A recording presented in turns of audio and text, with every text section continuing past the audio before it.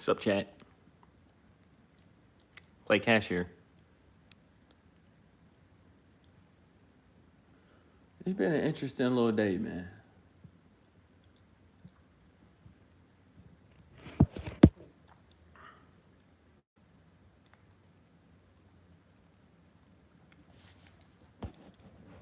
It's been an interesting little day, chat.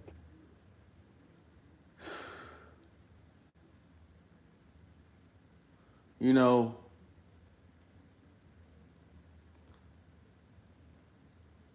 most men in Christ fall victim to lust, chat. A lot of the great men in the Bible that was some of God's greatest men fell victim to lust.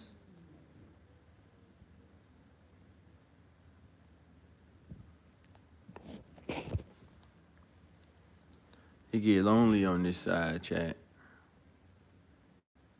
You know what I mean?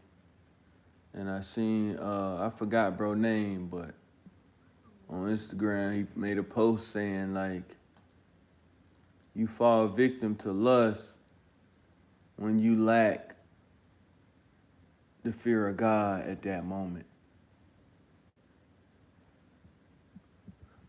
But at the same time, bro, I feel like it's been pretty easy for me to dodge lust. You know what I'm saying? Like, the position I've been in lately, like, I literally have to go out my way to find lust right now. You know what I'm saying? Like,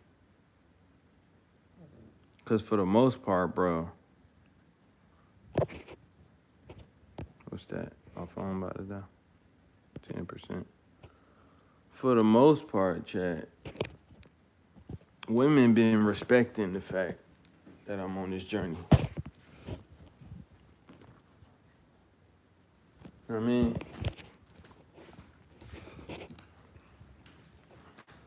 Like, it's some girls in my phone that, like, if I tell them, like, all right, you know what I'm saying? They'll be like, okay, you know what I'm saying? But, like, other than that, man,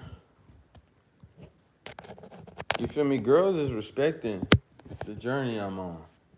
But it's like at the same time, it's funny how, chat, it's amazing how, like, you feel me? It's amazing how we know lust is bad for us, bro. But if we don't indulge in it, you feel me? Life and how you feeling lame for doing the right thing. And how you, I think I kind of said this a couple hours ago. But it is just like, you feel me? You know lust is bad, but like if you don't lust, you feel me? Like the common thought of being a part of this world, bro, how you thinking or feeling like, dang, bro, I'm missing out on getting some, you know what I mean? On getting some ussy, man. But at the same time, bro, I would love to have some ussy. You feel me? But like, it gotta be the right ussy. Cause if it ain't the right ussy, that's when it get dangerous. You feel me?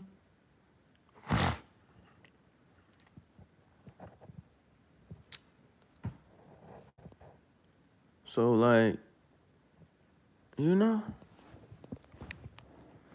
like I would love to have some ussy, chat. Don't get me wrong. But I don't want to have no, you feel me? I don't want to be like none of these niggas in the Bible, bro, that was like very strong followers of God. But, you know what I'm saying? As soon as they had a little shorty put that butt cheek in their face, they folded. I ain't trying to be like that, bro. You feel me? That's most men's greatest downfall, bro. Men of God, bro. Lust. Women. You feel me? And I done had pretty good control over it. You know what I mean?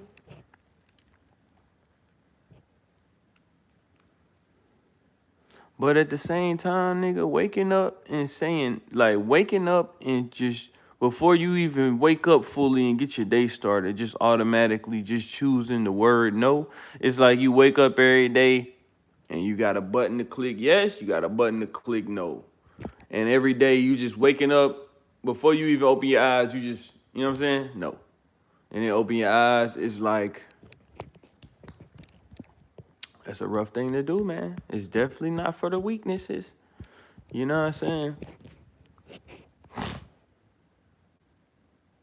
Like, I hate to get on here and tell people, like, enjoy their life, because this is definitely a probationary period, but I gotta tell y'all the truth, bro. Living for Jesus Christ ain't easy, brother. It ain't. And today was one of them days where, like, you feel me? I got through it. You feel me? But my mind tried to play tricks on me today. You feel me? My mind tried to play tricks on me today, chat.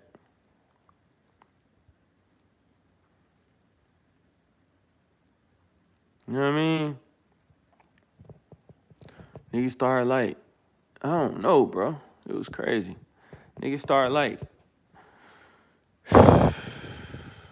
it's always the eaters, chat. It's always the eaters, man, that you just start daydreaming about. Like, you feel me? Then you start trying to reason with God, like, bro, you mean to tell me I can't just get a little bit of, you know what I mean?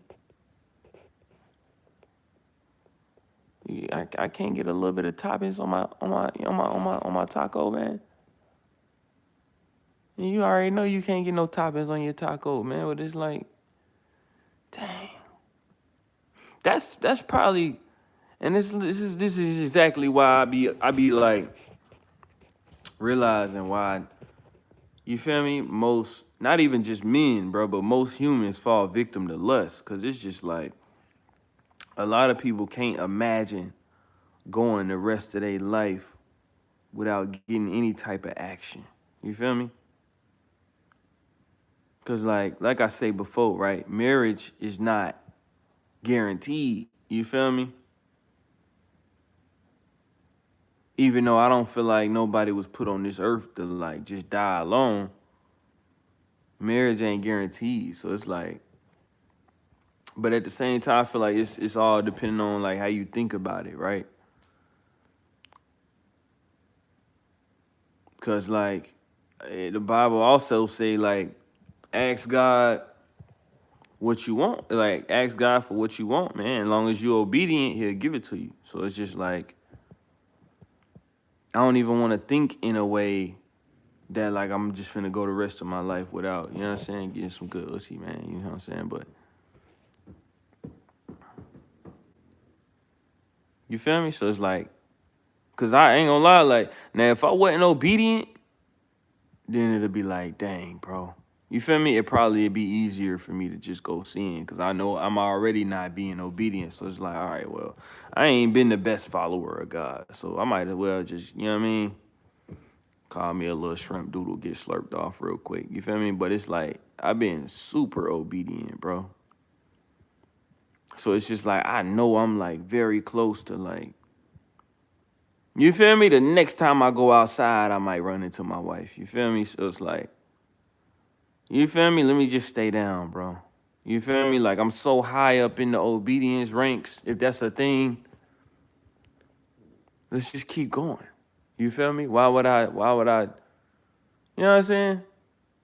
Just make a decision to do anything to like mess with my obedience grading. You know what I mean? If that's a thing.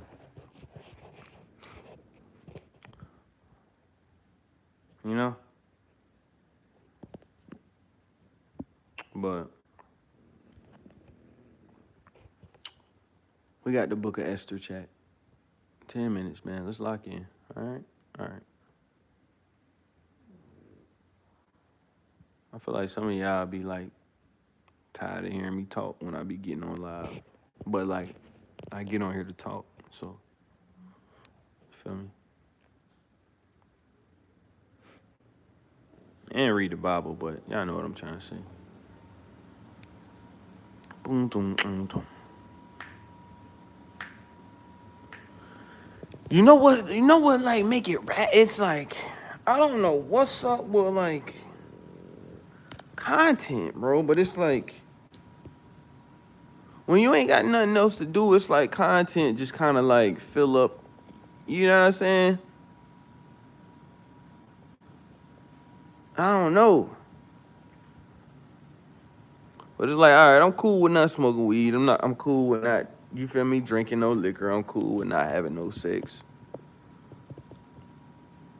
It's something like, I'm back used to it. But it's just like, at the same time, it's like, dang, bro, like, you really gotta watch what you watch on TV. And it's like, that's what really, to me now, that's what really kind of make it. I don't know. I'm not gonna say that's what make life boring. But like, bro, when you start trying to monitor what you watching on TV, I don't know. It's like the thought, your thoughts just start rolling in a little bit more because it's like your brain ain't distracted by like just entertainment television. So it's like, I mean, you kind of got more time to just go throughout your day and think. You feel me? Like when basketball ain't on or something, bro, it's like I'm probably sitting in silence, bro. Just like, you feel me? Either speaking in tongues, bro, or just thinking. You feel me? And if the wrong thoughts pop up in my head, bro, probably gonna start speaking in tongues.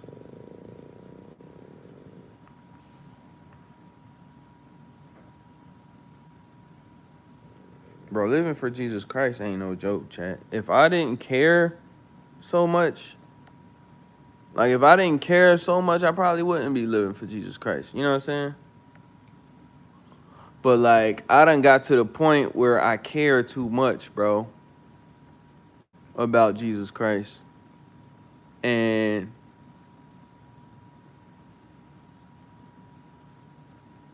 like at this point,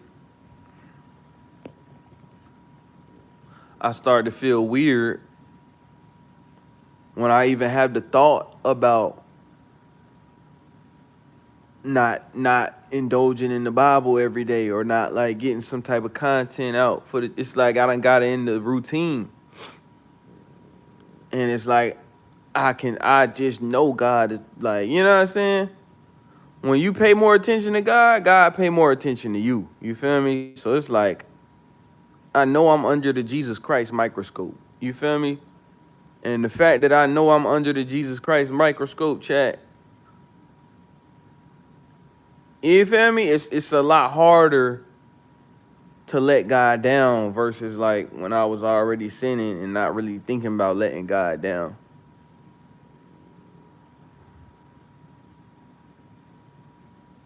Oh.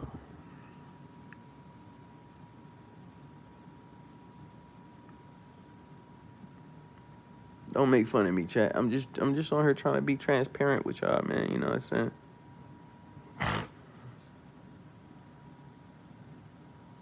I just need me like, I know I'm not ready for a wife yet, but like, God, I just want a girl. Like I asked God earlier, like, bro, am I not, you feel me? Cause I be hearing about stories, like what my pastor say, you feel me, for instance, but like I be hearing about a lot of stories in like the disciple community where like the man meets the girl and they end up being friends and then locking into like a, you gonna be my wife one day, you gonna be my husband one day type of level, and nobody has no money yet. You feel me? So I'm asking God, like I'm like, bro, you feel me? Is that not my story? Like, you feel me? What's wrong with the fact that like, and it almost seemed, and I'm not gonna say that because if I say that, you feel me? But like the same way I be hearing about disciple situations and my pastor saying like, bro, I met my wife When I met my wife, we was both broke. You know what I'm saying? My pastor said he met his wife, and maybe not broke, but they was both broke to the point like, you know what I'm saying? We can't get together right now and buy no crib. So it's like they got together, they was friends probably, they started dating, and neither one of them had money. So it's just like, I guess I be trying to ask God, like, bro, why I can't get it, like, and I know I can. So like I kind of just asked God for it, like, bro, I want to meet my wife on a level where like, you feel me? Neither one of us got like money. You feel me? But it's more about like personality, like what you into, what I'm into, what I'm looking for in a girl, what you looking for in a man, qualities. You feel me? Become good friends, graduate to like dating status, graduate to like wife. You feel me? In Christ. Like I'm trying to have a situation where I meet my wife without my wife looking at me on some like, you feel me? Trying to worrying about where my pockets is at. You feel me? The same way my pastor described it. You feel me? Cause at the same time, that's when it's the most genuine, bro. If you go looking for a wife and it's like, you know, they say that girls is supposed to go for niggas that can provide for them, but at the same time, if you truly trying to like have a successful relationship under God, bro, the girl that's for you shouldn't really be worried about your pockets if you ain't got it yet. You feel me? Like, it's more about, do you got a vision? You know what I'm saying? Cause my pastor, when he got with his wife, bro, this nigga ain't had no bread. He was not a pastor yet. You feel me? This nigga did not have a mega church like he got now. And his wife saw the vision. You feel me? He say, or she say, God spoke to her, you feel me, about what her husband to be was supposed to become. And she trusted the vision. Stayed down with him. You feel me? Through the thick and thin times. And now they both running a mega church. You feel me? So I'm like, all right, God, if it happened for bro like that, I know it can happen for me like that. You feel me? Let me meet my wife. You feel me? And you feel me? Like, let her see my vision without me having to like explain it to her. You know what I'm saying? Let her believe in me, because that's gonna make the bond strong. You feel me? Like, you feel me? Let us build a relationship that don't involve money, that's not based off money. So when the money do come, you feel me? It's a even richer situation. Cause me and my wife built the situation without money included. And you feel me? She was sure that I was gonna provide for her one day because she prayed about me and I prayed about her. And God told us both, you feel me, that this was gonna work, man. Type vibe. I hope I'm explaining that in a good way. You know what I'm saying? But basically, I'm just trying to like find my wife now, bro. Like, you know what I'm saying? If I find my wife now, I feel like it's better than me trying to find a wife when I'm like having money. Cause I feel like my wife is, you feel me? It's gonna be the wrong like focus. You feel me? Like, it's easy to get with a nigga. You feel me? It's easy to look at a nigga and think of a nigga as your husband when he already got money. You feel me? But it's like, if you marrying a nigga for financial security, you might not even like the nigga for real. You know what I'm saying? I want my wife to like me before I get the money. Because that's a higher chance of the marriage working, bro. Like, I ain't trying to marry no girl and then be getting a divorce, bro. Or marrying a girl and she like, you feel me? We start struggling because she only got with me after I had the money. Or stuff start, you know what I'm saying? Or I mess, like, you know what I'm saying? Like, anything can happen, bro. Like, I don't want to be with no girl or she be with me because I got money, bro.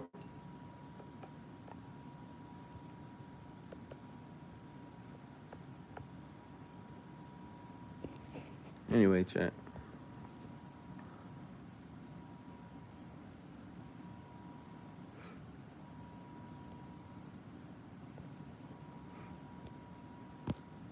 You know?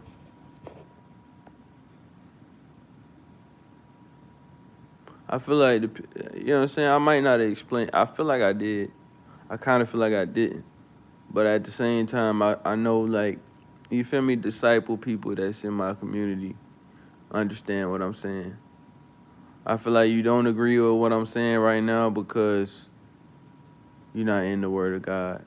Because it only makes, what I'm saying only makes sense if you in the Word of God and you, like, under the right teaching. Because that's exactly how my pastor met his wife. And I done heard a few other disciple stories like that. Like, niggas be meeting their wives when they don't got the money yet, bro. And their wives lock in with them because they see the vision and they believe in the man. You feel me?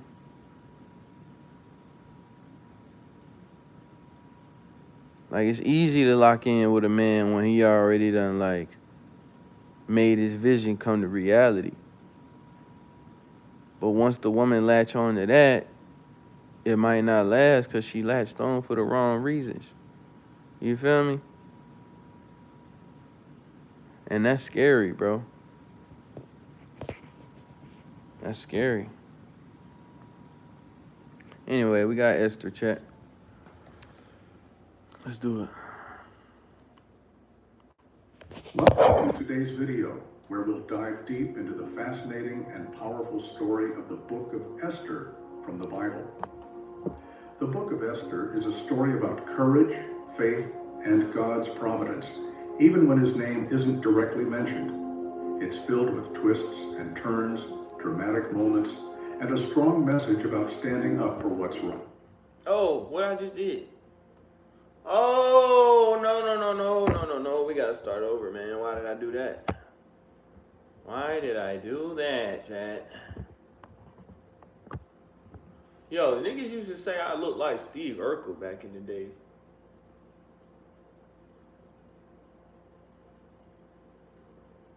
The cool version, though. Like, niggas, that was crazy, bro. Niggas used to say that. Niggas used to say I look like, I think his name Jalil. But niggas used to tell me I used to look like the cool version of Steve Urkel. I didn't know how to take that, chat.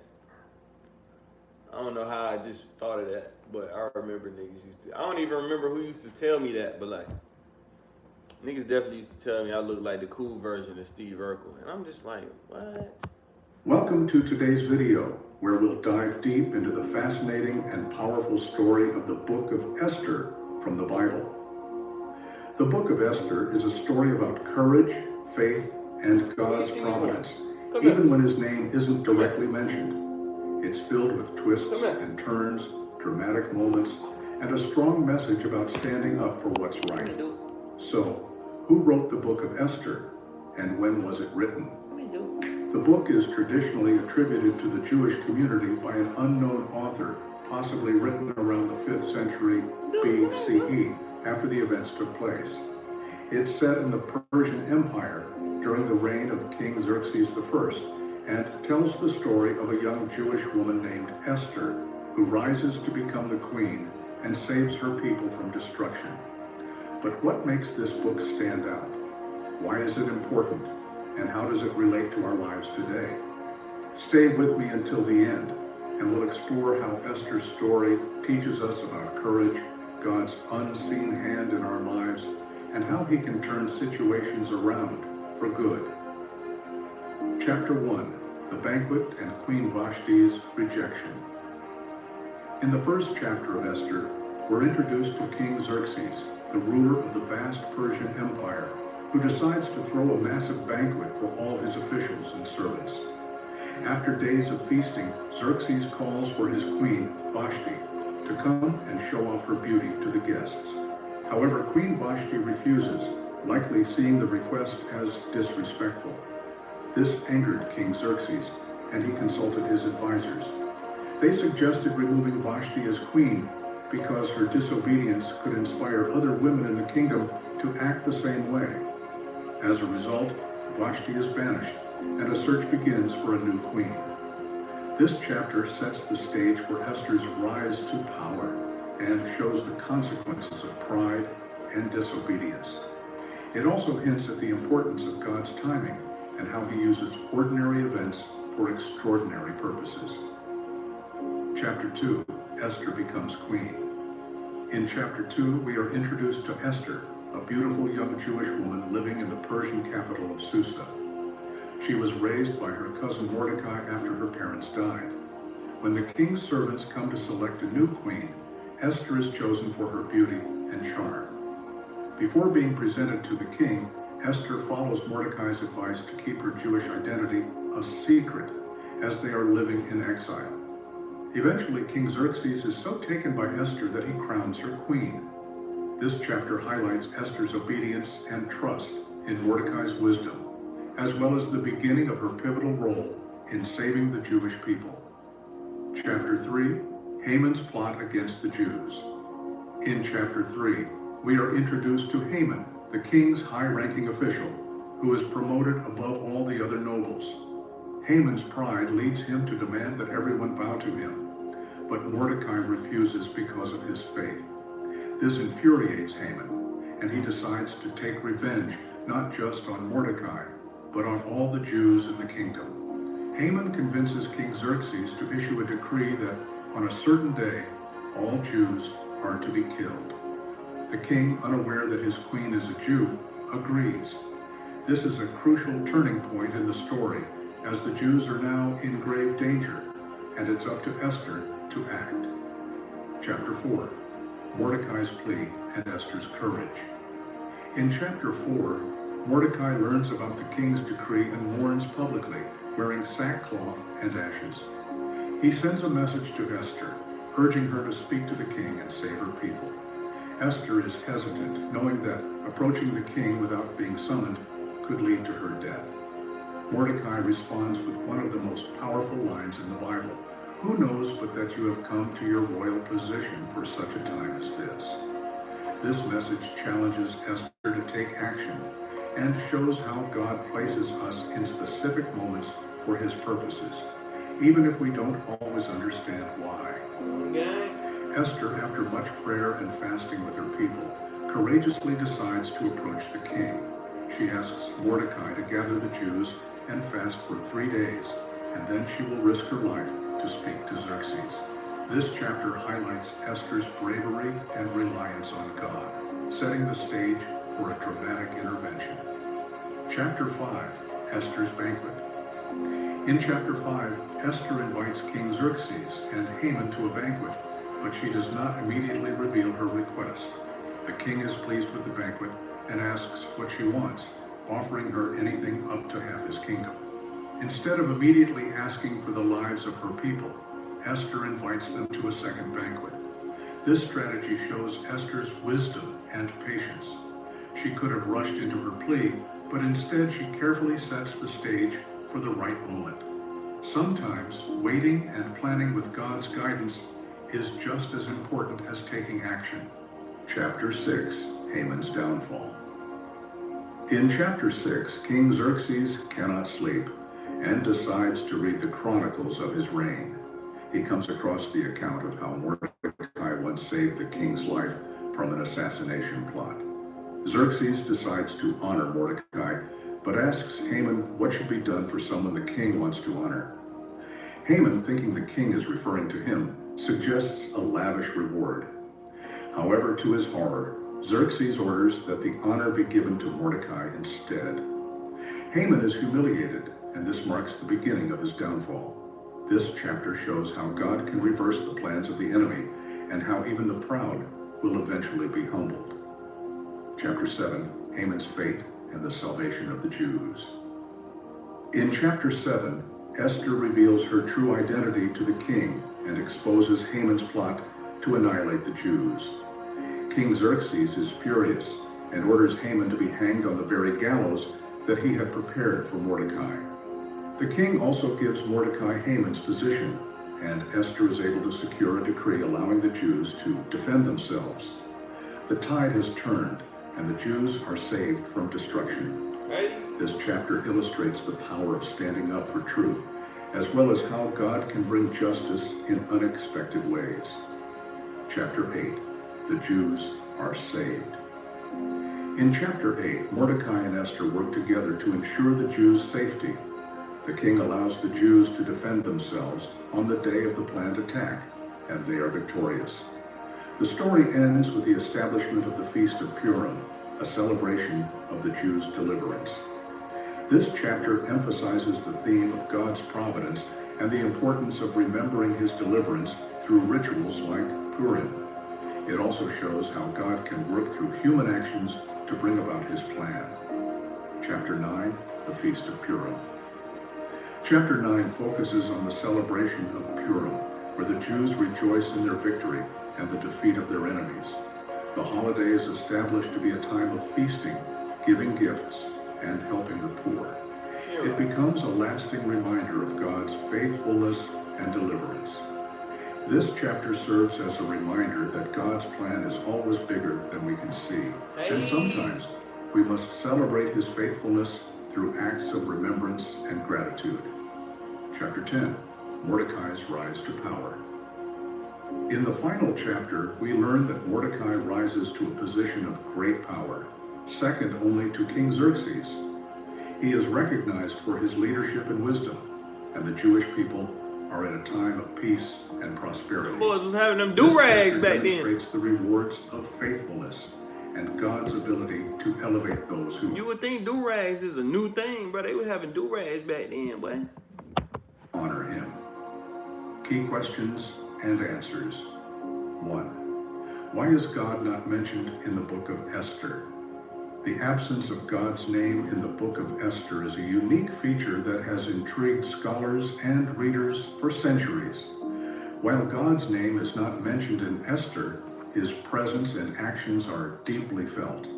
The story of Esther illustrates that God's sovereignty can be seen even in the most unlikely circumstances, and that his faithfulness can be trusted even when his direct involvement is not visible. 2. What is the historical context of the book of Esther? The book of Esther places it within the Persian Empire during a time when the Jews were living in exile far from their homeland. The political intrigue at the Persian court, the rise of Haman's hatred for the Jews, and the deliverance of the Jewish people through Esther's courage all take place against the backdrop of Persian rule. In summary, the story of Esther is a remarkable testament to God's providence and the power of courage in the face of danger. Esther's bravery, Mordecai's wisdom, and God's faithfulness combine to deliver the Jewish people from destruction. It's a story that reminds us that no matter what challenges we face, God is always at work behind the scenes, orchestrating events for our good and his glory. So, what can we learn from the story of Esther? How does this journey of faith relate to our lives today? Let me know in the comments below. And if you found something meaningful today, don't forget to like, subscribe, and hit the notification bell. All right, chat. I like that rapper. I like that rapper.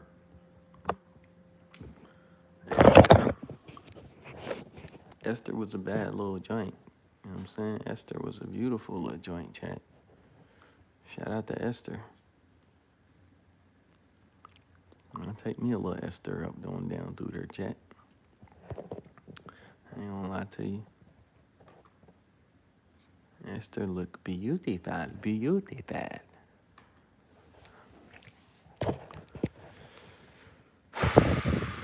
All right, chat.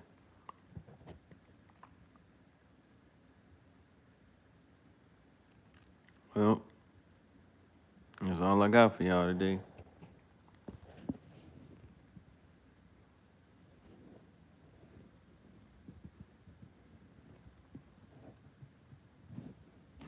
That's all I got for y'all today, chat. I'll I'm finna go crawl back into my little disciple cocoon now.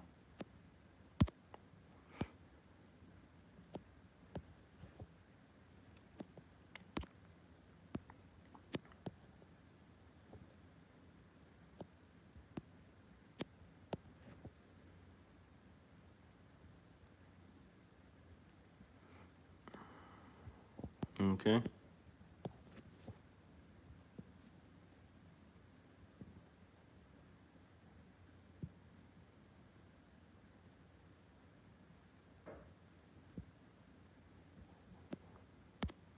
I'm finna go crawl back into my little disciple cocoon now, chat.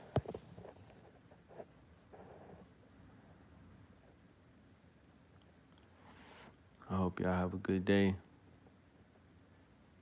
Make sure you pray and stay out the way. You know what I mean? Because if you get in the way, you're more susceptible to sinning, truth be told. So if you want to stay sanctified, man, you got to stay out the way. Come here, dude. Duty, come here. Come here, dude, boy. Dude, come here, dude, boy. Duty, come here. Come here. Come on, Duty. Come on. Come here, dude. Come here, dude, boy.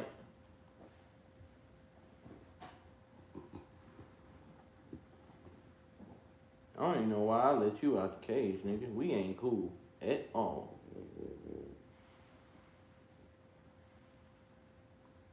I just popped you in the lip, nigga. What you gonna do about it? With your fat nose, nigga.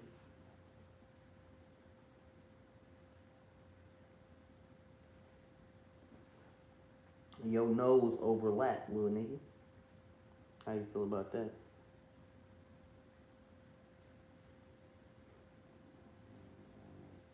Why your nose look fatter today, dog? Dude butt. Come here, dude butt. Come here, duty. Come here. Come here. You okay, dude butt? You okay? Hey, dude butt.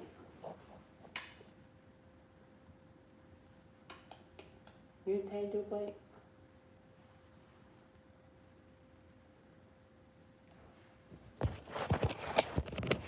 Alright, y'all. Me and Dude-Butt and the body, she don't want to be on camera right now. Me and Dude-Butt and the body, we're gonna watch TV, y'all. Ain't that white, dude? Chat, I'ma holler at y'all, man. Y'all hold it down, man.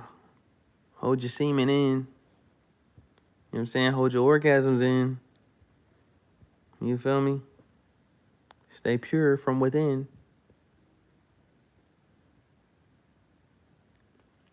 And have a blessed, highly favored, holy sanctified type of day, chat. You know what I'm saying?